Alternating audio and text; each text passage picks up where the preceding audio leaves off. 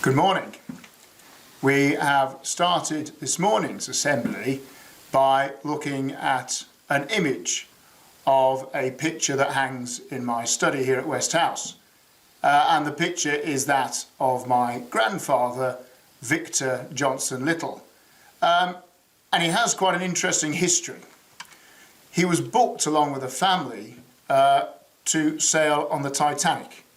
But unfortunately, or fortunately, he became ill and contracted chickenpox, as did the rest of the family, and they didn't sail. So that is where his interesting history actually starts.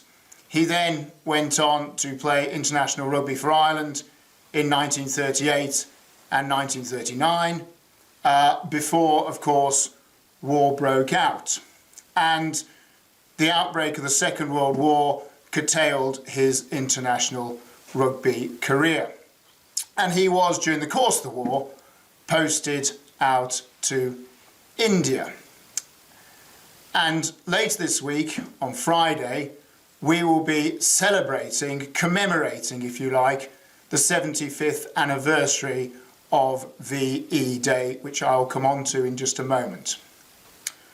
But tomorrow night, at 8 o'clock, we will, I think, and I suspect, once again, all be outside our houses applauding the heroes of the here and now, our frontline critical workers in the NHS, and the magnificent job that they are doing in a modern day time of crisis.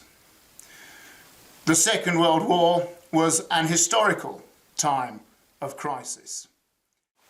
And on the 8th of May 1945, which was, I think, a Tuesday, the then Prime Minister, Winston Churchill, announced that Germany had surrendered and a peace had been reached.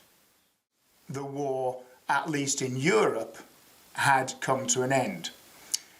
And it was met with over 1 million people taking to the streets and celebrating the fact that the war in Europe had finished after many years.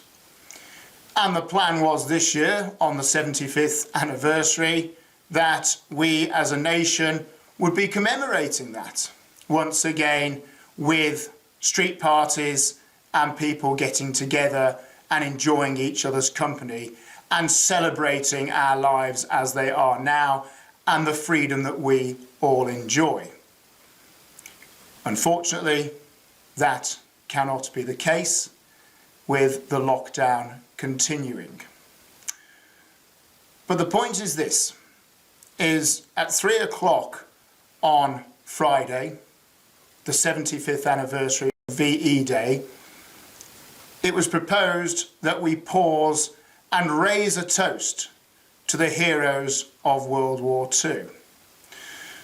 That cannot go ahead as planned, but I think it is a moment in time where we acknowledge the sacrifices that were made during that particular crisis.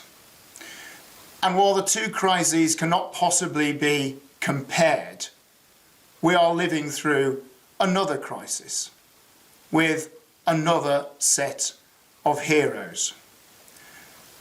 So these are poignant times and poignant moments in which perhaps we should all just step back and be mightily grateful for all of those who, in whatever form it might take, fight on the front lines for us.